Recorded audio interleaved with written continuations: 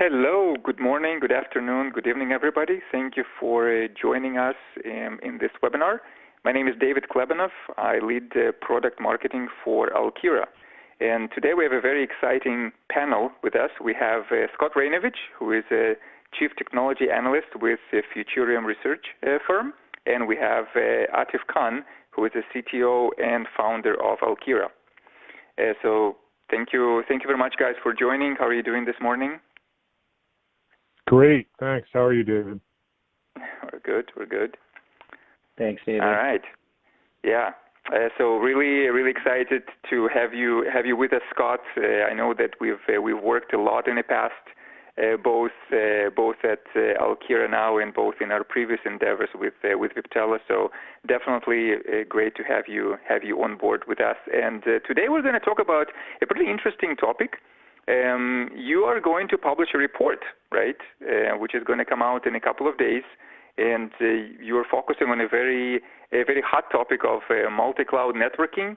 And what we really wanted to do in this webinar is to have you lead us through some of the findings, kind of give us a sneak peek into what you are seeing as far as multi-cloud networking is concerned, some of your findings from doing the market research, and really give us a glimpse into where we see this entire multi-cloud networking space is going.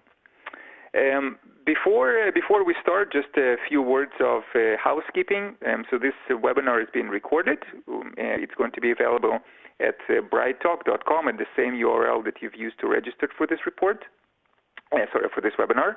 And we're also going to publish the webinar on our alkira.com website, so you're welcome to visit that. It's also going to be available on our YouTube channel.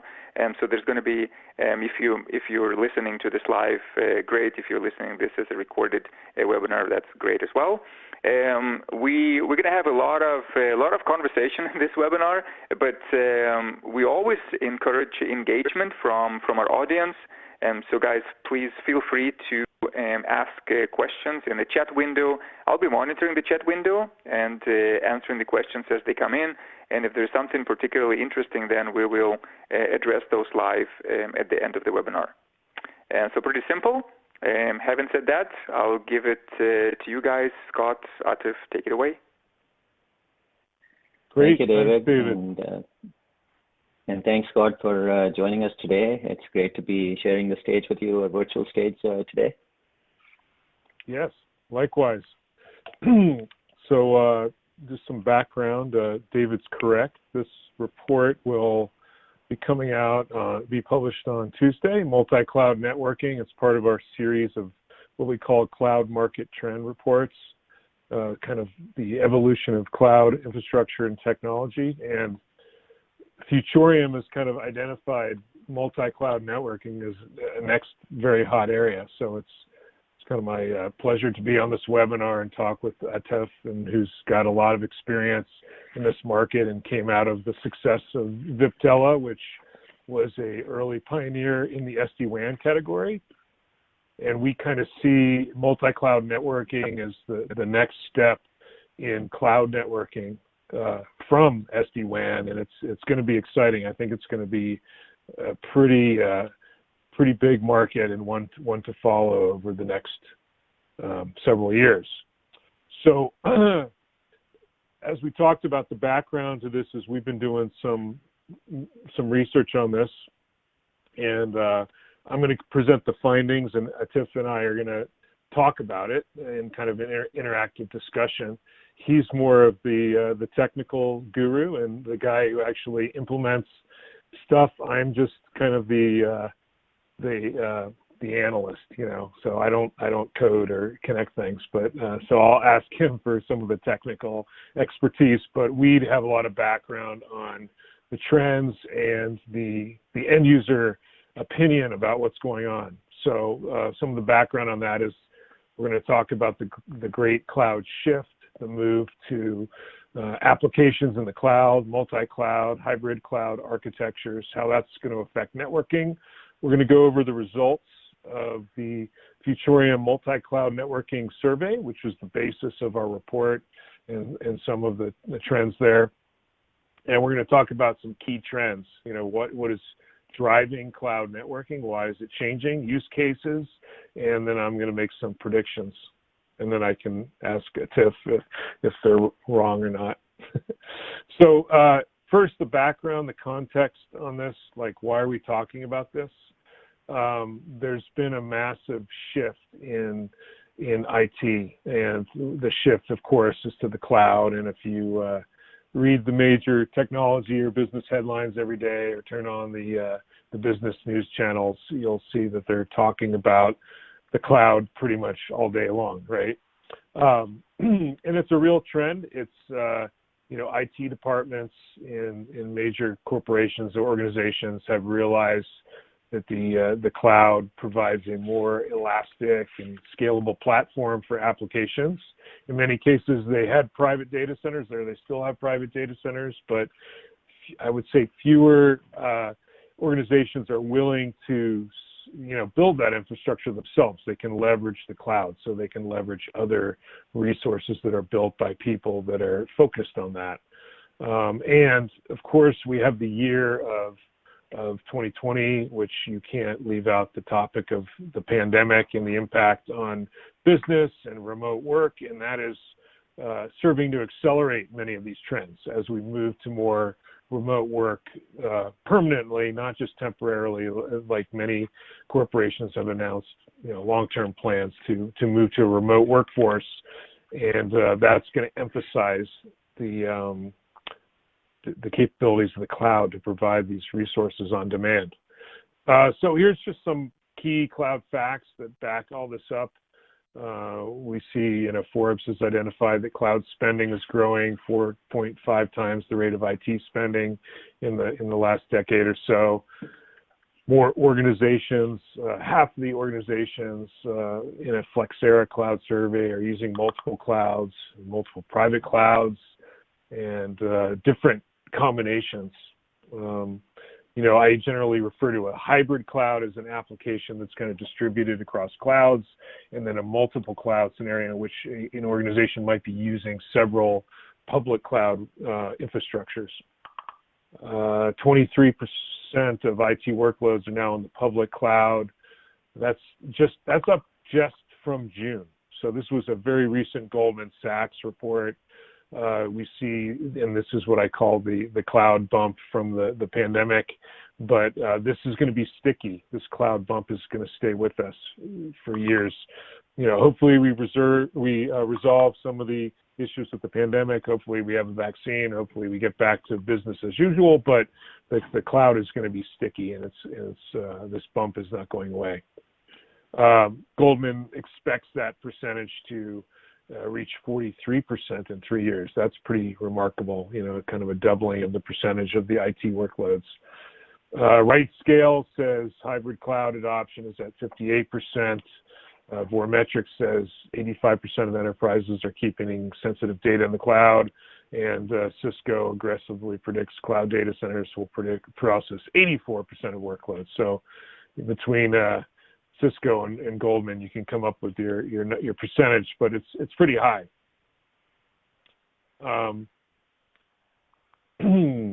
So this introduces a number of complexities, of course.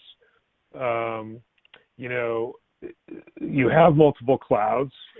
They all run a bit differently.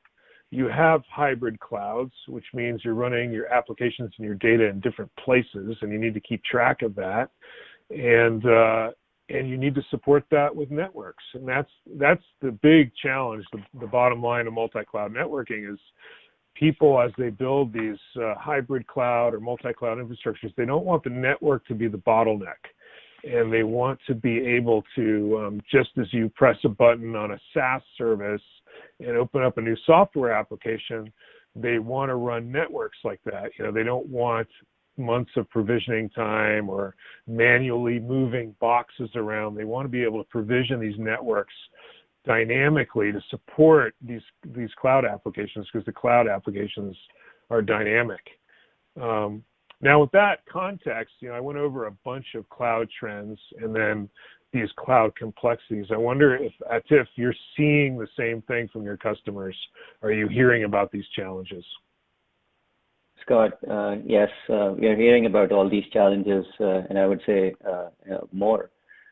Each cloud, as you know, and you have pointed out in your report as well, is unique, from the network architecture perspective, features, scale, and all of this creates a steep learning curve for customers.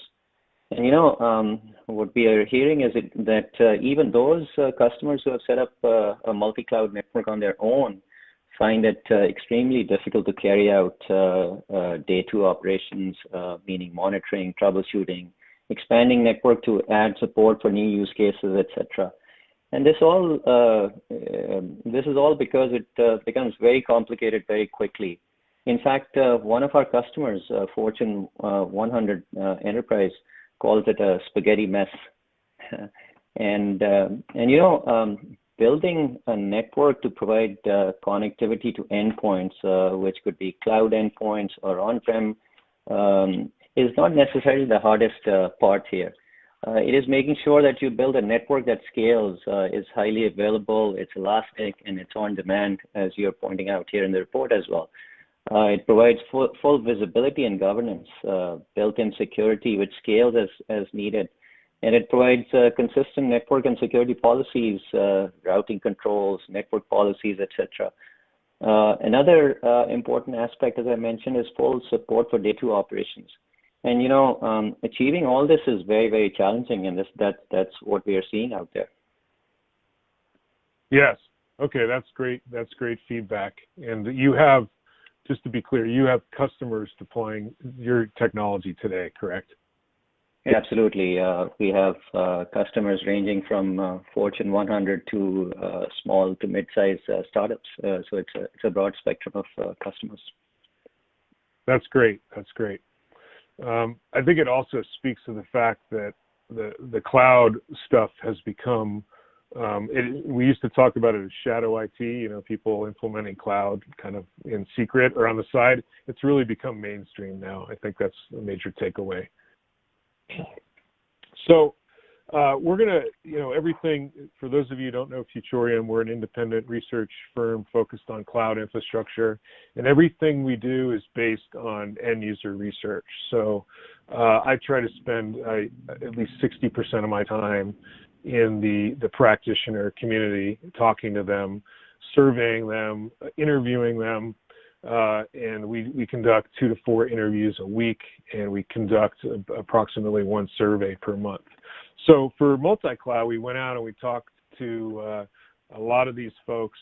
We had a survey of 150 specialists, and we qualify everybody we talk to. They have to be in NetOps, SecOps, or IT. They have to be director level above, and then we interview them to get context, because data without context is somewhat useless. But I'm going to show you some of the data here. So this came from a survey of 150 enterprise end users that, as I said, were qualified. But we asked them, what's going to drive this stuff, what's going to drive multi-cloud networking. And, this was a balanced number of responses. Keep in mind that the reason the percentages are all above 50 is they could select multiple drivers. So we wanted actually to collect, and it's fairly broad-based, but kind of the strongest responses came on providing options for multi-cloud and hybrid cloud connectivity. We talked about consolidating data center networks with the cloud infrastructure, improving the performance of distributed applications. That will come up again. That's a big one. Managing the security policies and the visibility, which Atif already referred to. People need visibility into these multi-cloud networks, and central management, being able to, they don't want to have all these kind of different piecemeal networks around, managing the Azure virtual WAN, managing the Amazon construct, managing their service provider infrastructure. They really want one software-driven dashboard to manage all these networks. So I'm curious as to what you think of this, Atif, and whether this is what you're hearing. Are these the key drivers of the market? Oh, this is very valuable information you have here. I fully agree with the drivers that you have listed here. In fact, in addition to those, I would say business agility is a key driver. So what I mean is that, if a given developer or a group of developers choose a cloud, network should not come in its way. Network should be agile enough to extend to that cloud in a matter of minutes and not weeks or months that it takes today. So in other words, developers should be able to choose the cloud based on the capabilities of the cloud and not be constrained by the network. Other drivers that we are seeing are cloud redundancy that is oftentimes required to meet, let's say, certain compliance requirements. Then in certain cases, M&A mergers and acquisitions, they push an enterprise to multiple cloud use cases, and multi-cloud networking becomes a key there. Sometimes it's the cost. We also often see that it is less expensive to run certain type of workloads or applications in a given cloud. And sometimes certain clouds are more suitable to run certain applications or workloads in a certain cloud. And above all, as you mentioned earlier, all of this being available as a service, where you can just consume network infrastructure as a service, just like you consume infrastructure as a service or platform as a service or software as a service today. Yeah, that's a good point, and that's a big theme in our report, the as a service model for networks, which has been missing for a while. So here's another. We asked people what their initiative was, what they want to do with cloud networking. It's really leverage the public cloud infrastructure and then build overlays to kind of use that, or also building some sort of cloud native networking technology that integrates with these cloud provider networks. And these were the top initiatives, if you will, which were more important than taking their legacy networking infrastructure and extending it. And the takeaway here for me is they want cloud native technologies. They don't want a box driven approach to their network. They want a cloud driven approach to their network, and that's why some of these new cloud technologies are so interesting. They are cloud native, like Alkira is cloud native. It exists in the cloud. It's purely driven by software. In fact, you don't even have to know where it is. You don't know where the box is, and that's the end users have spoken, and that's what they want. Another example is what's their plan to integrate, and they really want to integrate their infrastructure with the cloud networking infrastructure, the major public cloud providers. Again, it's more important than that you see the lower selection is rely on the incumbent vendors to upgrade technology. So similar theme here, right? Going to the cloud native technology to solve the problem. The other way I look at this is we track at Futuriom, cloud spending, investment in infrastructure, capital spending. And what we see is the dollars are being increasingly spent by the large cloud providers. They're even exceeding now the service provider infrastructure. And to me, that is a resource that enterprises can use. I mean, if Amazon and Microsoft and Google are spending tens of billions of dollars to build this existing infrastructure, why not use it, right? It's kind of like an extension of the internet. And so I think that's a main driver. So we're going to go quickly through some, in the interest of time, so I can ask Atif more questions and perhaps take questions from the audience and go through these slides a little fast. But this was a ranking of importance, and so I have to explain this slide. Sometimes it confuses people. People were ranking things from 1 to 5. So the lower mean means it was more highly ranked. It was close. It had more people selected it as 1. So app performance in different clouds, number 1. Workload mobility, which I think speaks to Atif, your point of business agility. Common orchestration, common operating model, And then we see lower cost and redundancy between clouds is a bit lower.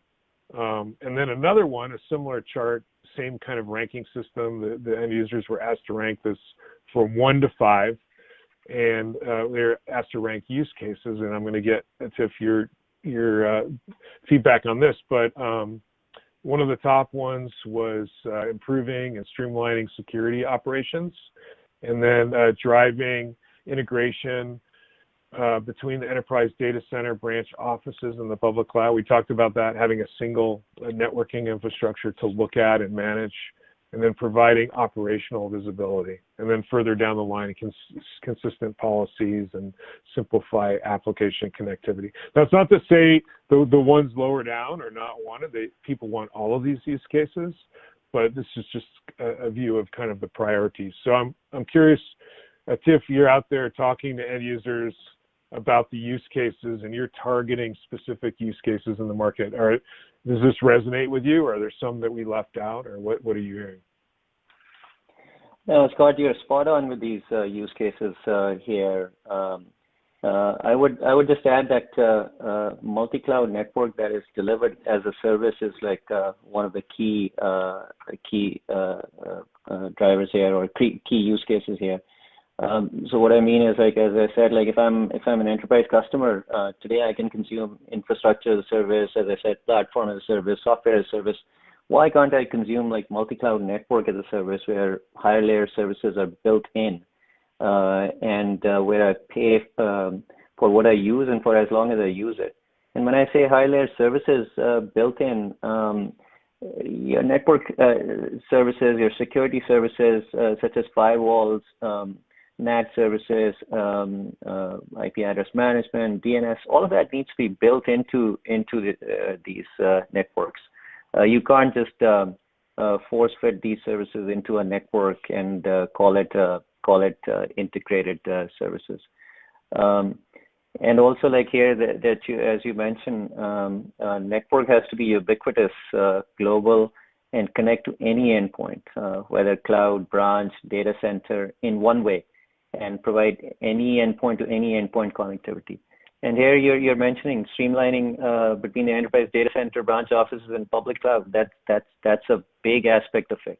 You have to be able to integrate, coexist with your existing environments, and in certain cases, it all comes down to your architecture. You have to have a multi-cloud offering which is able to do all of this stuff, meaning that provides you with full routing controls, being able to integrate with the existing environments and the brownfield deployments. Excellent, excellent. And what, I mean, how, when you talk to these customers, like how far along in this stuff, is this just really new? Like if you say you talk to, 100 CIOs at Fortune 500 companies or 100, network architects, how many of them are looking at this technology now, or what inning are we in? Oh, this is, back in the day when we started SD-WAN, we had to go and pitch the value of SD-WAN back in 2012, 2013 timeframe, and we had to convince customers that, this is how you use it and this is how you're going to benefit from it. With multi-cloud networking, this is not the case. It's the use cases are there, the need is there, people understand the requirements. So it's much more mature from that perspective. I'll give you an example of some of our large customers. In fact, some of them have done some events with us as well. There was a Packet Pushers podcast, and two of our customers were on it. Coke is one of them, Coke Industries, and all the challenges that we have talked about so far today. They all applied to them as well, and they had come up with a version of their own multi-cloud network that consisted of transport hubs in the cloud. That took them more than 18 months and millions of dollars. Their vision was always to move towards a multi-cloud solution that is offered as a service, where there was a software-delivered platform which allowed them to build their network and consumed as a service. So I'm pretty proud to say that they have been able to achieve that vision with us, with Alkira, and they're expanding their network and adding more and more use cases with Alkira at a very rapid pace. Okay, that's very cool. Yeah, and you know, you're talking about like, what do they do with their resources in terms of like, you know, these big customers that you have? If they have a network team and they have this investment in their existing network, how are they going to take the resources into the cloud? You know, and again, that's a point where I'll mention one of our another customers, what they're doing to achieve all of this. We have a large healthcare customer, which, in fact, again, they were going through all of these challenges, which we have been talking about. They were down the path of building their network and security infrastructure in carrier-neutral facilities. So they were putting firewalls there, the switches, routers, whatnot, buying cloud interconnects from carrier-neutral facilities to connect to multiple clouds. And after they learned about Alkira and doing a proof of concept with us, they decided to move to Alkira. In fact, their lead network and cloud architect has recently published a blog where he talks about Alkira and why they have gone with Alkira services. So a lot of these customers, what they're doing is they're moving their infrastructure into our cloud, and our cloud is built around this concept of cloud services exchange, which is global in nature. And it consists of these cloud exchange points, which allow you to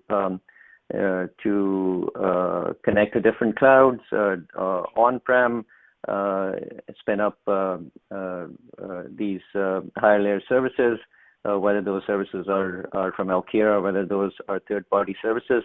And everything is done, all connectivity is done in one way, regardless of where you're going. So that's adding a huge value to cloud customers across the globe. Well, you segued perfectly into the next topic. With you're talking about the cloud pops and the cloud exchange points. You know, the main point here is it's all software-defined technologies, and they're also driven by APIs. So when we talked about the cloud-native approach is to connect different services with APIs and then provide kind of on-demand virtualization, set up these kind of software-defined services. And I think that's what you're talking about, Atif, and that's what the customers want. They want to add a network just as they add a SaaS application like Salesforce or Microsoft Office 365. They want to click a button and get a network. So that's where our research shows that it's going, and this is kind of my visualization of what's going on. If you, on the left, you have this new software-defined network as a service platform. It's driven by, you know, web and API at the higher level, the software services, and underneath it, of course, you have to have the underlay fabric, but that can be defined as a network as a service. And it's all using APIs. So all of these cloud providers have APIs, you know, presented in gateways or different structures they have for connecting to their networks, and that can be done, you know, on demand now. You don't have to wait for a truck roll for somebody to go out and connect a plug into a box. You should be able to do it with software.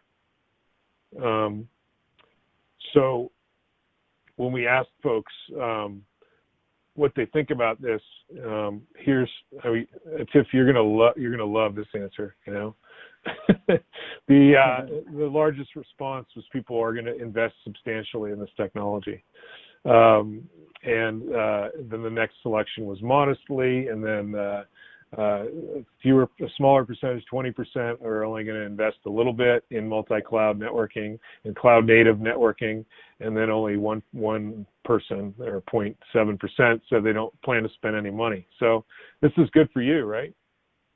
Absolutely. This validates what we are doing, the space, and our solution as well.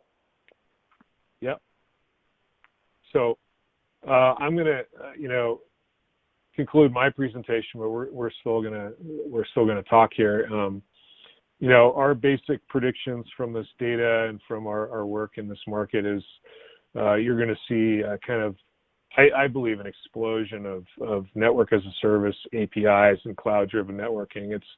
It's not just Alkira that's doing it. Of course, you have many other providers that are doing it, a lot of other interesting startups, but more importantly, the big cloud providers are enabling this, right? They're building out API gateways. They're pushing out their POPs into regions.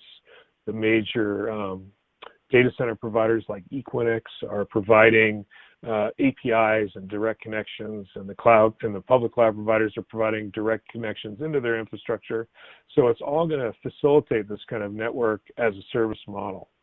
That means going forward, you're going to hear less about boxes, more about software in the cloud, right? You don't need to, nobody wants to manage the box, right? And you're going to see the software solutions like Alkira's that emphasize flexibility and as you put it, Atif, business agility rather than kind of requiring high level technical expertise. You want to abstract out the complexity for the customer so that they can get their apps, their cloud apps, connected as fast as possible. So that's the end of my presentation, but I'm going to go back to, as we further this discussion, we'll talk about the report. I want to go back to the slides just to kind of frame our discussion, Atif, but give us some examples of how Alkira is being deployed. You talked about a couple of customers, Koch Industries, you talked about a major healthcare provider, but how do they come to you and deploy this? Like, is it a big board level decision that takes months, or do they just call you up and get a password? Hi, Scott. I can give you multiple examples here, but just to answer your question, how they come and start using the service, it's very simple. So since it's delivered as a service, so all customers need to do is they need to come to our website and they register for this service. Once they register, we give them a custom URL, just like what you would get from when you start using any SaaS service, and you can just then log in, create your own users, integrate with single sign-on, whatnot, and start building your network, and you go from there. So I'll give you some examples like how Alkira is being deployed by some of our customers, and I'll start with this one customer which started with simply just moving directory services into AWS, and it's a large enterprise, so they connected 3 of their data centers with high-speed AWS direct connects to Alkira's CXP. In fact, they started by spinning up a CXP in one of the regions in US on the east, and this enterprise happens to have many lines of businesses. So quickly, their direct connects turned into multi-segmented direct connects, where you would have multiple segments, and each segment representing a line of business coming into the CXP over direct connect. They also had a need for deploying firewalls from Palo Alto and Alkira CXP. And they deployed those with traffic steering policies where only relevant traffic gets steered to the firewall. So it's very important here to note that services like firewall are not just blindly inserted inline, but in such a way that traffic is steered to firewalls based on the use cases and the network policies that enterprises have. And then all these services need to scale up, they need to scale down on need basis. We manage the life cycle of these services, whatnot. Then they also have SD-WAN extended to Alkira's CXP. And we support full integration of SD-WAN, where we make it a point-and-click operation to bring up SD-WAN virtual edge in our CXP and extend SD-WAN overlay into our CXP. So this customer is primarily a AWS customer, but one of their lines of businesses came up with a requirement to connect to Azure recently. And it's very interesting. So this enterprise, their network and cloud architects, they said that had they not gone with Alkira, they would have told that line of business that it would take them at least 6 months to get Azure onboarded. It took them a day with Alkira. They said the request came in on Friday, and they had Azure up and running on Tuesday. And it wasn't Monday because it was a long weekend. Otherwise, it would have been Monday. Then they quickly, came up with a requirement to extend Alkira's cloud services exchange to Mumbai in India. So they just spun up a CXP there. They onboarded users in that region to that CXP. They onboarded AWS VPCs in that region. And, they also get like full routed high-speed, low-latency connectivity between Mumbai and US over Alkira's network now. And that practically comes for free. So every time you spin up a CXP, your CSX gets extended to that region, and you have full end-to-end routed, segmented, in fact, with microsegmentation also, connectivity. It's a full mesh. And now they're planning on expanding into Asia Pacific, and will be extending CSX into Hong Kong by spinning up a CXP there. Once they do that, they will have a fully meshed, fully routed and segmented high-speed network between US, Mumbai, and Hong Kong with multiple clouds, multiple regions, multiple direct connects, SD-WAN, firewalls, etc. They're planning aggressive and extensive future expansion with us. I can talk about multiple other deployments, but in the interest of time, I would say that listeners can find more information on our website. We will be publishing more use cases or case studies and blogs and customer deployments there in the near term. Oh, very cool. Very cool. So you're saying, like, if say Futuriom were to expand very rapidly and we started opening offices all over the world, I wouldn't have to build a network. I could just go to your website and create a network. Absolutely. It's a network which provides not just cloud connectivity, it provides any endpoint to any endpoint connectivity. And endpoint could be, as I mentioned, could be a branch, could be a data center, could be any cloud, could be in any region across the globe, could be connecting to SaaS applications, internet, secure internet exits. It's a very comprehensive service which we have developed. And we have taken an end-to-end networking approach, and cloud connectivity is just one aspect, but a very important aspect of it. Okay, very cool. Now you talked about a couple of advantages for your customers. You talked about the time to market, which seems to be one of the primary needs, is like not waiting a year, like you said, to get connectivity. But I'm sure there's a number of KPIs and ROI metrics that your customers look at, the total cost of ownership and operational cost, and probably even CapEx, right? They're eliminating some CapEx here. So tell us about what the roster of the benefits are when you're having these discussions. What are they looking at the most? Oh, yeah, absolutely. TCO analysis it comes up a lot. So we have done TCO analysis for many of our customers, and in many cases we are able to bring it down by like at least 40%. Time to market, obviously, as I said, like agility is a key aspect of it. But these are not just the only benefits, right? So there are so many other benefits that we provide. One is like consumption as a service, huge benefit for customers, where you just pay as you go. You pay for what you use, you bring it up where you need it, and you bring it down. And it's one way of doing it across the globe. Nowadays, there's a huge need to scale the remote user connectivity. So now there are enterprises which used to have like maybe 100 offices across the globe, and now they suddenly have like 10,000 offices because everybody is like working remotely. So how do you scale all of that?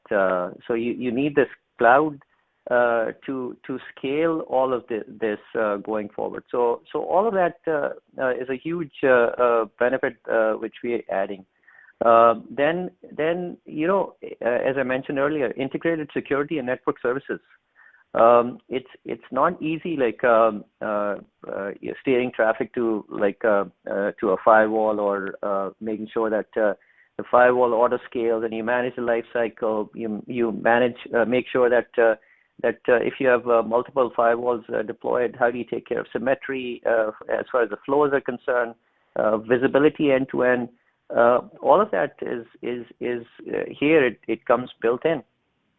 And whether customers need the firewall third party, or firewall could be a third party, or we also provide services. So these could be Alkira services as well. NAT services, inter-segment routing services with NAT. As I mentioned a case where this customer has many lines of businesses, and each line of business has its own segment.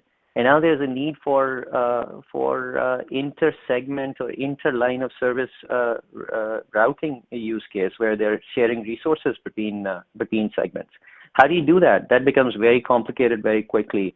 And now throw on top of all of it network address translation, because these lines of businesses have overlapping addresses in certain cases. So how do you do all of that stuff? So we provide like capabilities where all of it comes built in. And above all, what we have done is we have made it available through a very highly intuitive and simple to use interface. And Scott, I think I did a demo to you a while back, and you've seen the UI as well. Sometimes when we show customers or people what they can achieve simply from that UI, it's hard for them to believe during the first presentation or the first demo. So it's as simple with rich functionality at the same time. Yes, I did see it, and it is very cool. It's a slick interface. So I'm going to ask you a few more questions about the market, but we're going to talk about the report that we're launching together. Alkira is a sponsor of our report. So we're launching this next week, as I said, on Tuesday, and Alkira is going to be featured in it with like a lot of companies.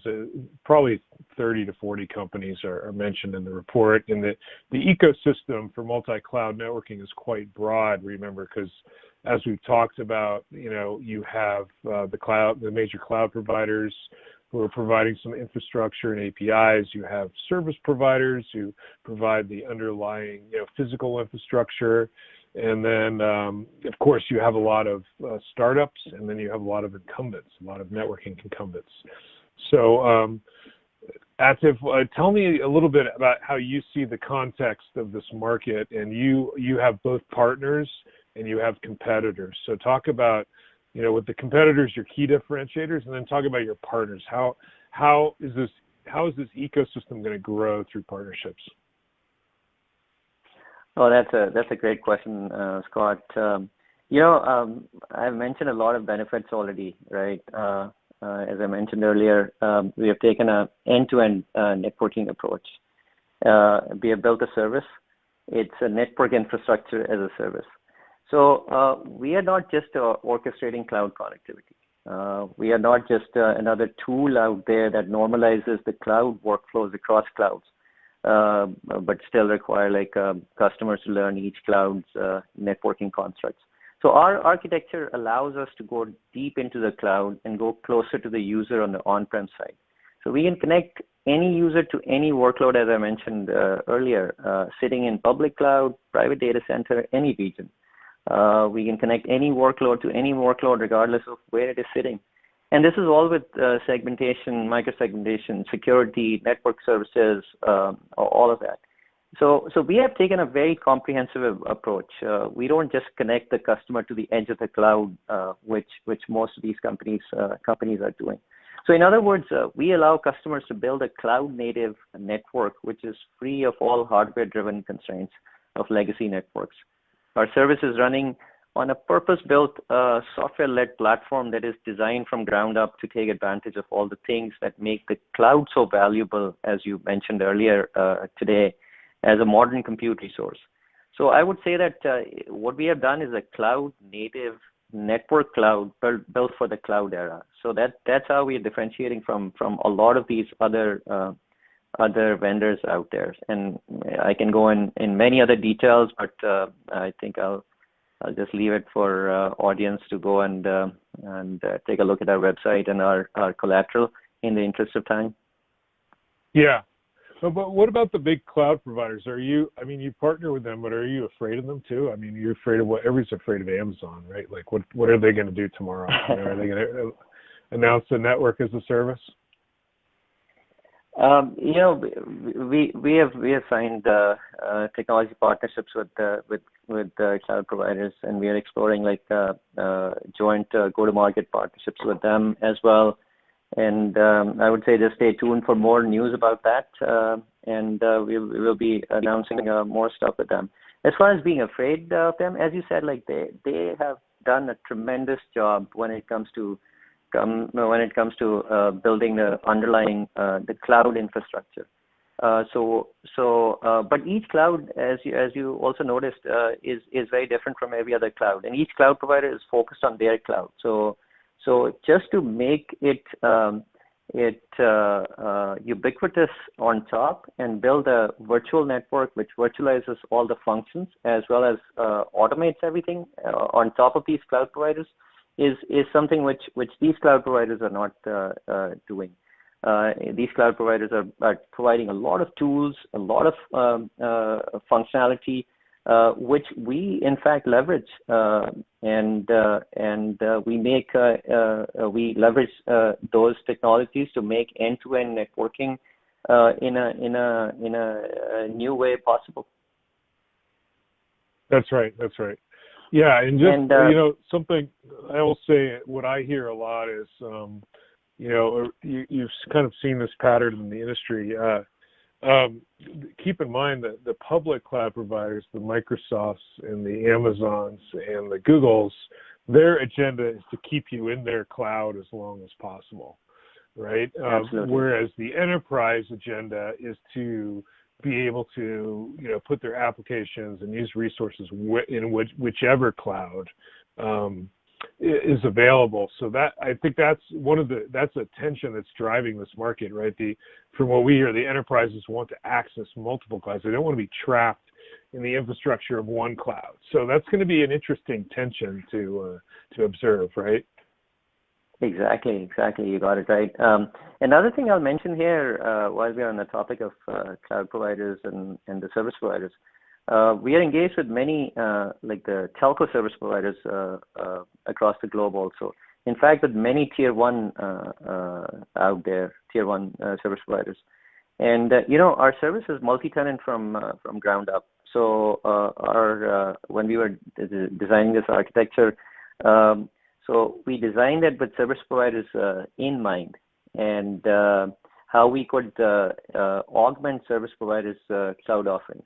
So hence, all of the ones we are engaged with in U.S., Asia Pacific, Japan, and Europe are exploring potentially offering a kind of a white label, like a powered by Alkira service.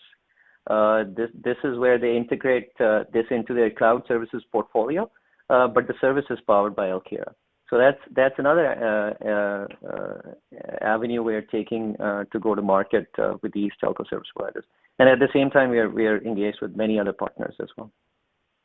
Oh, okay, that's really interesting because we do know that one of the key challenges with services is provisioning. So you're kind of providing that innovation at the provisioning level. Is that how you see it?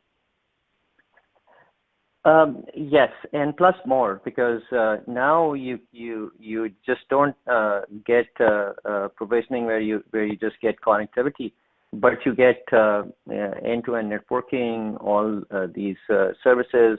We partner with other technology vendors like Palo Alto, and we have more technology partnerships which are in the works. So we have kind of a marketplace in our cloud. So you can choose services from there, from different vendors, or you can choose our services I mentioned. So it gives much more than just provisioning and just being able to connect to the cloud. That's great. That's great. Well, we said we were going to, I think, be about 45, 50 minutes, and this was a great discussion. So I think I'm going to hand it over to David to wrap up. But just my conclusion here is that as we kind of uncovered this market this year and we delved into multi-cloud network, I can say it's one of the more exciting markets that I've seen develop, and it's going to be very exciting to watch. And of course, we're launching this report next week, and Alkira as a sponsor will have a distribution copy that you guys can get, and we'll follow up on that, or you can follow up and ping us if you're looking for it next week. But thanks, everybody. And David or Atif, any concluding comments? Thanks, Scott. It was a pleasure discussing your upcoming multi-cloud report here with a bunch of people listening, and looking forward to be working with you as we go and address some of these challenges out there in the market.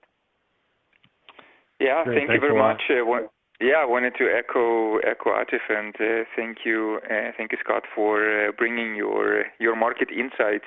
And it looks like your findings are a good match for what we're seeing. So I think it's great.